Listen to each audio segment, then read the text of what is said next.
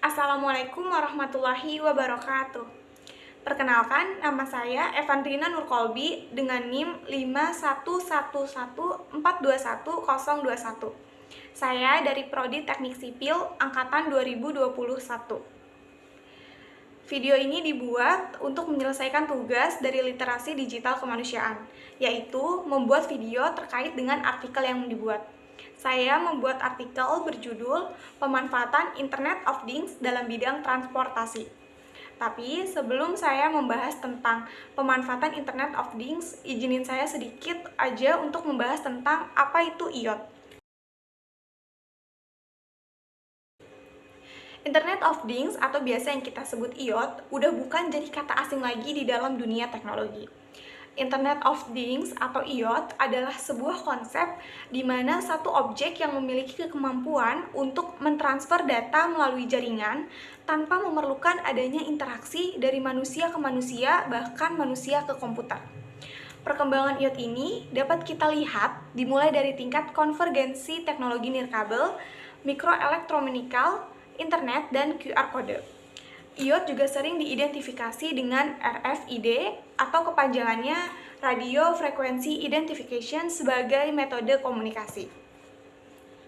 Gak cuman sekedar dianggap sebagai keren aja karena cara kerjanya IoT, tapi lebih dari itu, keberadaan IoT di era transformasi digital seperti sekarang ini begitu diperlukan dalam semua bidang.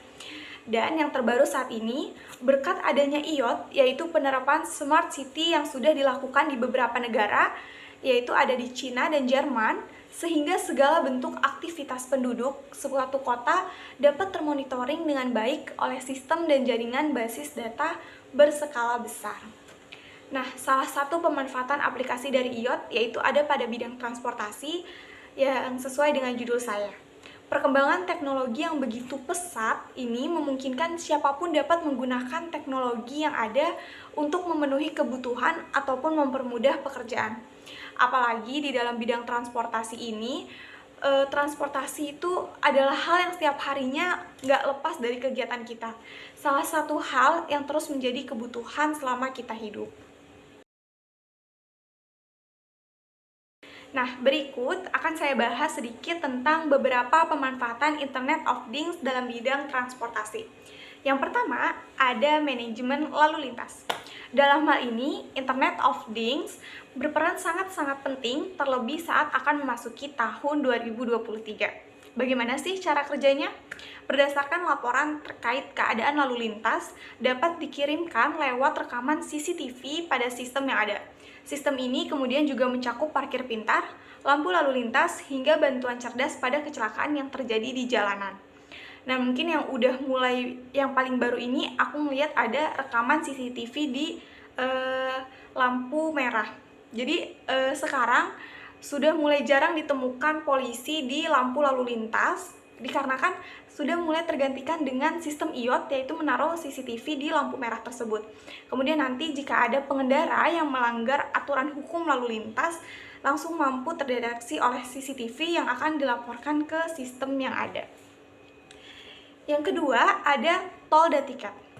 Saat sedang melaju di kawasan tol yang bebas macet, pengendara jalan biasanya tetap akan dihadapkan pada kondisi yang gak menyenangkan, khususnya saat berhadapan dengan pintu tol.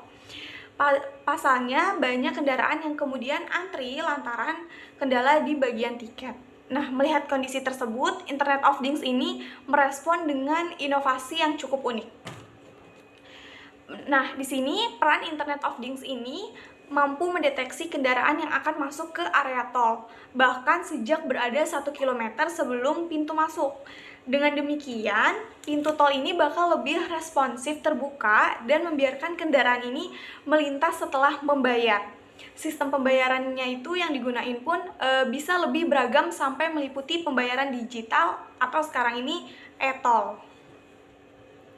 Pemanfaatan yang ketiga yaitu ada konektivitas kendaraan dengan internet. Nah, sebanyaknya mobil di era sekarang ini udah dilengkapi dengan konektivitas internet. Beberapa kecanggihannya yang ada di kendaraan masa kini antara lain yaitu memantau kondisi kendaraan lewat smartphone aja bisa. Nah, untuk pengembangannya peran Internet of Things ini memaksimalkan dengan adanya kemampuan untuk berkomunikasi antar pengguna kendaraan. Jadi akhirnya kecelakaan lalu lintas ini bisa kita minimalisir dan kelancaran arus transportasi semakin bisa ditingkatkan. Pemanfaatan yang keempat ada manajemen transportasi publik. Manajemen transportasi publik udah jadi isu penting yang bisa diselesaikan dengan peran Internet of Things. Kemampuannya untuk memantau keberadaan transportasi publik ini mampu meningkatkan efisiensi waktu dan tenaga bagi para penumpang serta karyawan yang bertugas, apalagi berpacu pada waktu pastinya. Dengan demikian nih, penumpang akan semakin senang menggunakan layanan transportasi umum. Dan akibatnya juga polusi udara semakin bisa kita minimalisir dan kelancaran arus lalu lintas lagi-lagi kita mampu tingkatkan. Pemanfaatan yang terakhir yaitu sistem tracking kendaraan. Peran Internet of Things ini yang gak kalah menarik lagi yaitu kemampuan melacak kendaraan melalui ponsel cerdas smartphone. Memarkir kendaraan di tempat umum kadang tuh suka ngebingungin banget kan. Nah, memperkirakan jarak tempuh berdasarkan pasokan bahan bakar juga kerap kadang kita suka salah gitu. Dan pengereman otomatis pun seringkali kita butuhin untuk pengemudi serta berbagai kebutuhan lainnya di bidang transportasi. Itu semua kita bisa lakukan di implementasi Internet of Things di dalam kendaraan. Oke, dari beberapa yang aku bahas tadi, apalagi tentang pemanfaatan Internet of Things dalam bidang transportasi ini, ada kesimpulan yang akhirnya bisa aku tarik, yaitu peran Internet of Things ini sangat-sangat beragam. Apalagi salah satunya yang aku bahas di dalam dunia bidang transportasi, baik transportasi yang bersifatnya publik atau personal. Nah, Internet of Things ini mampu melancarkan arus lalu lintas dengan sistem tracking yang jelas dan konektivitas kendaraan dengan internet. Hasilnya adalah Internet of Things ini dapat meminimalisir polusi dan mampu semakin meningkatkan kelancaran di lalu lintas. Baik, cukup sekian pembahasan artikel yang saya buat. Kurang lebihnya mohon maaf. Masukan dan saran sangat amat saya butuhkan untuk membantu diri saya menjadi lebih baik. Kurang lebihnya mohon maaf. Wassalamualaikum warahmatullahi wabarakatuh. Dadah.